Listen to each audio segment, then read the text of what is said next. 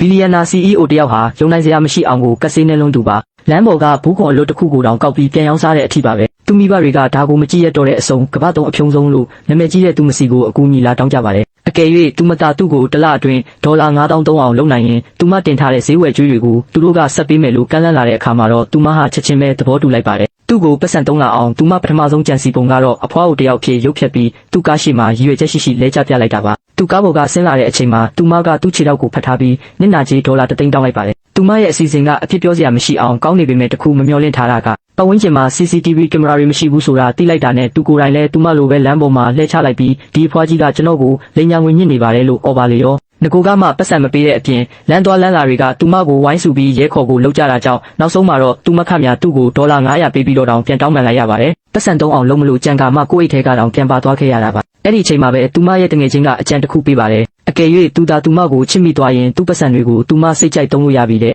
ဒါနဲ့ပဲသူမိဘရဲ့အကူအညီနဲ့သူမဟာသူ့ရဲ့အိမ်ကြီးချင်းအစ်စ်ဖြစ်လာခဲ့ပါတယ်သူမကသူ့ကိုကွန်ပျူတာပြင်ပေးဖို့အကူအညီတောင်းပေမဲ့သူကလှည့်တောင်မကြည့်ပါဘူးနောက်ဆုံးဒေါ်လာ300ပေးမယ်လို့ပြောမှပဲသူကကူညီဖို့သဘောတူပါတယ်သူမလည်းသူ့စိတ်ကိုဆွဲဆောင်နိုင်အောင်အလှပဆုံးပြင်ဆင်ထားပေမဲ့သူကတော့အရေးတောင်မလုပ်ပါဘူးဒါနဲ့နောက်တနည်းထပ်300ပြန်ပါတယ်သူ့ကိုဆွဲဆောင်ဖို့အတွက်သူမအိမ်ရှိမှာပလင်းခွန်တွေနဲ့စက်ကူကျုံတစ်တာအဟောင်းတွေကိုပုံထားလိုက်ပါတယ်ခဏနေတော့သူတကယ်ပဲရောက်လာပြီးဒါတွေကျွန်တော်ကိုရောင်းမလားလို့စိတ်လှုပ်ရှားတကြီးမိပါတယ်သူမကရောင်းမယ်လို့ပြောလိုက်တာနဲ့သူကအိတ်ဆောင် digital ပေါင်ချိန်စက်ကိုထုတ်ပြီးတေချာချိန်တွက်ပါတော့တယ်နောက်ဆုံးမှာတော့ဒေါ်လာ$3နဲ့အမိုက်အလုံးကိုဝယ်သွားပါတယ်ဒါပေမဲ့အနည်းဆုံးတော့သူ့ရဲ့ဖုန်းနံပါတ်ကိုသူမရလိုက်တာပေါ့တရက်မှာတော့သူမကကိုယ်တိုင်မနှက်စာပြင်ပြီးသူ့စီသွားပေးပါတယ်သူစားတောက်ပြီးလို့ပကံကိုသူမပြန်ယူတဲ့အချိန်မှာတမင်တကာလွတ်ချလိုက်ပြီးဒါကဒေါ်လာ$8000တန်ရှေးဟောင်းပကံပါပြန်ရော်ပေးပါလို့တောင်းလိုက်ပါတယ်ဒီတစ်ခါတော့သူပတ်စံထိုးရတော့မယ်လို့သူမထင်ထားခဲ့တာပါဒါပေမဲ့သူကရုတ်တရက်ပိုးဟတ်တကောင်ကိုထုတ်ပစ်လိုက်ပါတယ်သူမလည်းလန့်ပြီးအဲ့ဒီပိုးဟတ်ကိုချက်ချင်းတက်နေမိလိုက်ရောသူကဒေါသတကြီးနဲ့ဒါကျွန်တော်ရဲ့အချစ်တော်အိမ်မွေးတိရစ္ဆာန်လေးဗျခမ ्या အခုပြန်ရော်ပေးရမယ်လို့ပြောပါလေရောအဲ့ဒီအချိန်ကျမှပဲသူမနားလဲသွားပါတယ်